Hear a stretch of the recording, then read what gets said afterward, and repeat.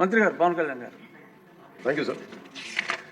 గౌరవ ఆదోని శాసనసభ్యులు చెప్పింది కీలకంగా ఒక మాట అన్నారు. జాతీయ ఉపాధి హామీ పథకం అది రాజకీయ ఉపాధి హామీ పథకం అయిపోయింది. అది గత ప్రభుత్వం టైంలో రైట్ ఏమో కానీ మన ఎన్డీఏ ప్రభుత్వం టైంలో దాన్ని నేను తీసుకోవట్లేదు. ఖచ్చితంగా గత ప్రభుత్వం చేసిన వారసత్వంగా వచ్చినవి ఈ కరప్షన్ మనం హ్యాండిల్ చేస్తాం ఈ రోజున. వన్స్ నేను పంచాయతీరాజ్ శాఖ బాధ్యతలు తీసుకున్న తర్వాత మొట్టమొదటి దృష్టి పెట్టింది కూడా జాతీయ ఉపాధి హామీ పథకం కింద అసలు ఏమేమి అవకతవకలు జరిగినాయి. ఎంత గొప్ప పాలసీ పెట్టినా పథకం పెట్టినా జనం అందరూ కొల్యూడ్ అయిపోయి, అంటే మనకి పార్టీలు కొల్యూడ్ అయిపోయి అందరూ అంటే ఒకళ్ళని కరప్షన్ చేసామని అర్థం చేసుకోగలం కానీ ఒక గ్రూప్స్ కొల్యూడ్ అయిపోతే తప్పులు నిర్ధారించడం చాలా కష్టమైపోతుంది. ఇప్పుడు ఇందాక ఉదాహరణకి మేము రాగానే ఫస్ట్ చాలా ఎక్స్టెన్సివ్గా కూర్చున్నాం, ముఖ్యంగా ఈ సోషల్ ఆడిట్ డైరెక్టర్ తోటి ప్రిన్సిపల్ సెక్రటరీ గారితో కూర్చున్నప్పుడు వరుసగా చాలా ఆల్మోస్ట్ 1-2 months రివ్యూ తర్వాత సోషల్ ఆడిట్ డైరెక్టర్ ఎవరైతే జాతీయ ఉపాధి హామీ పథకంలో అవకతవకలు ఎవరైతే చేస్తున్నారో వాటిని జరగకుండా నిలువరించాల్సిన వ్యక్తి అతనే అవినీతికి పాల్పడ్డాడు అధ్యక్ష. అందుకని వెంటనే అతన్ని తీసి పక్కన పెట్టేసాం. అది కాకుండా మేము తీసుకునే ఇమ్మీడియట్ షెడ్యూల్ ఏంటంటే అధ్యక్ష, ఒకటి మేము ఈ social audit, vigilance cell, quality control ముగ్గురు కొత్త వాళ్ళు పెట్టాం అధ్యక్ష. కొంచెం ఎఫెక్టివ్ పీపుల్ని పెట్టాం.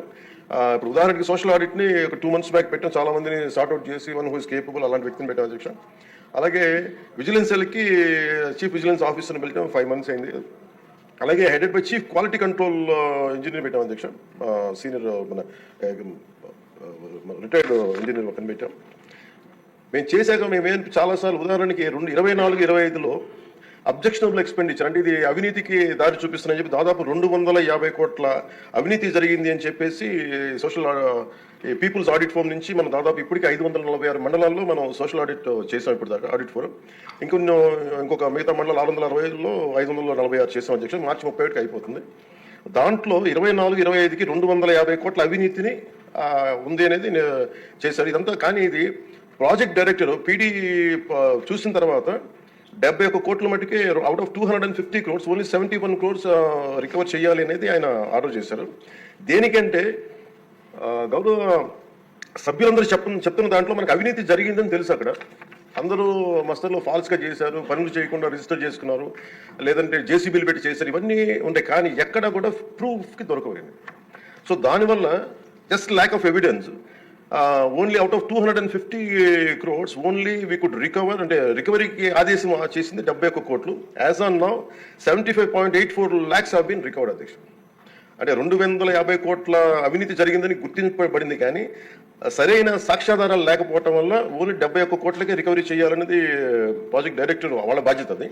సో దాని నుంచి 75.84 లక్షలు యాజ్ ఆన్ చేశారు. ఇంకా still we have enough time అధ్యక్ష. కానీ దీన్ని ప్రతి చాలా లోతుగా దీన్ని చేస్తున్నాం and we have a very good team which will take it forward. ఇంకా రెండు మీరు అడిగింది అధ్యక్ష, ఇందాక మన పార్థసారథి గారు అడిగింది మినిమం వేజ్ పెంచాలి ఇదనంటే wage rate revision central government కింద ఇప్పుడు 25-26కి ఎంత పెంచాలి అనేది యాజ్ ఫర్ మినిమం వేజ్ 300 రూపాయలు అధ్యక్ష. 24-25 మనం అందరూ గుర్తుపెట్టుకోవాల్సింది.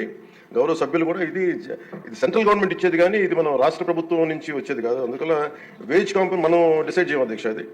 సో యాజ్ ఆన్ టుడే ఇది 24-25కి 300 రూపాయలు. దీన్ని రివిజన్కి 25-26కి కేంద్ర ప్రభుత్వం దాని మీద సంసిద్ధంగా ఉన్నారు చేయడానికి.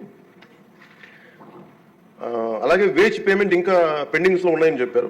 అది జనవరి 8 నుంచి government of India has 8th inform చేశారు మాకు దట్ ఇట్ విల్ బి తొందరలోనే క్లియర్ చేస్తాం. ఎందుకంటే అది సెంట్రల్ నిధుల నుంచి రావాలి కాబట్టి మేము రాష్ట్ర ప్రభుత్వం తరఫు నుంచి మేము వెయిట్ చేస్తాం అధ్యక్ష. అలాగే మన లోకం మాధవ్ గారు మన గౌరవ శాసనసభ్యులు జేఎస్పీ వారు అడిగిన దానికి ఏంటంటే ప్రత్యేకించి ఇలా అవకతవకలు జరుగుతుంది, దీని గురించి మనం ఏం చేస్తున్నాం అంటానికి we have created a wage monitoring cell అధ్యక్ష for increasing average wage rate. Accordingly we will take it forward అధ్యక్ష. అలాగే మీరు అడిగిన దానికి అధ్యక్ష జిల్లాని ఒక యూనిట్గా చేయమన్నారు అధ్యక్ష.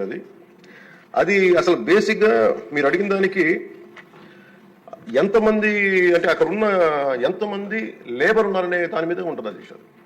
అంటే ఎక్కడ ఎక్కువ పని దినాలు అవసరం, ఎక్కడ లేబర్కి ఎక్కువ పని, దాని మీద బేస్ అయింది తప్ప వేరేలా కాదు అధ్యక్ష. సో మాకు ఉన్నదానికి ఏంటంటే గవర్నమెంట్ ఆఫ్ ఇండియా మన మన్రేగాలో material component is decided as per the labour turnout in the district. District as a యూనిట్లో ఒక 60-40 రేషియో ఉంటుంది న్యూ డిస్ట్రిక్ట్లో.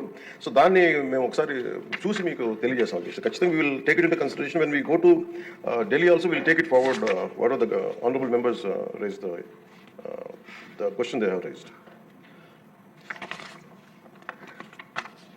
సో గవర్నమెంట్ ఆఫ్ ఇండియా అధ్యక్ష ఇట్ పర్మిట్స్ ఓన్లీ ఇప్పుడు మన అమలాపురం శాసనసభ్యులు గౌరవ సభ్యులు అడిగింది జంగిల్ క్లియరెన్స్ కూడా అడిగారు. But government of India very clearly said only 266 works should be taken under NREGA అధ్యక్ష. దాంట్లో జంగిల్ క్లియరెన్స్ అనేది లేదు అధ్యక్ష.